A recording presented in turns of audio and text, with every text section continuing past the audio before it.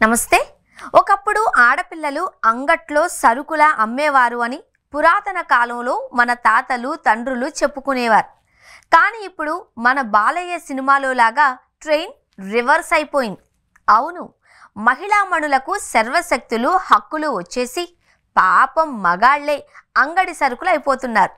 పురుషులకు ప్రస్తుతం పెళ్లిళ్ళు కావడం లేదు. ఎందుకంటే అమ్మాయిల కోరికలు ఎక్కువ. మగాళ్లకు ఆస్తులు తక్కువ ఉంటే అతడు బ్యాచులర్గానే మిగిలిపోవాల్సిన దుస్థితి నెలకొంది. ఇదంతా కూడా 90వ దశకం తరువాత ఆడపిల్లల భ్రూణ హత్యలు, కడుపులోనే చంపేయడంతో ఇప్పుడు మగాళ్ళు ఎక్కువై ఆడవాళ్లు తక్కువయ్యారు. హర్యానా లాంటి చోట్ల మగాళ్లకు ఆడవాళ్లే దొరకని పరిస్థితి నెలకొంది. మన దేశంలో ఇంతలా పరిస్థితి ఉంటే లాత్వియా అనే దేశంలో మాత్రం పూర్తిగా డిఫరెంట్ వాతావరణం ఉంది. లాత్వియా దేశంలో పురుషుల కొరత తీవ్రంగా ఉంది. దీంతో మహిళలు తమ అవసరాలు తీర్చుకునేందుకు మగాళ్లను అద్దెకు తీసుకుంటున్న పరిస్థితి నెలకొంది. దీనికి సంబంధించిన నివేదికలు ఇప్పుడు సంచలనం సృష్టిస్తున్నాయి. లాత్వియా దేశంలో పురుషుల కంటే మహిళలు 15.5% మంది ఎక్కువగా ఉన్నారు. దీంతో పంబ్లింగ్, కార్పెంటరీ, రిపేర్లు, పెయింట్లు వంటి పనులకు గంటల ప్రాతిపదికన మగాళ్లను అక్కడ అద్దెకు తీసుకుంటున్నారు.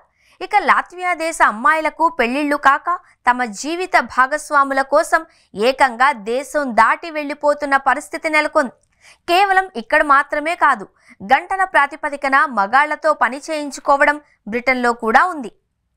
ఇక లాత్వియా దేశంలో ఆడవాళ్ల జనాభా ఎక్కువ కావడంతో వారి మీద అంతగా ఆంక్షలు ఉండవు. పైగా అక్కడ వరకట్నం వంటి వ్యవహారాలు అసలే ఉండవు.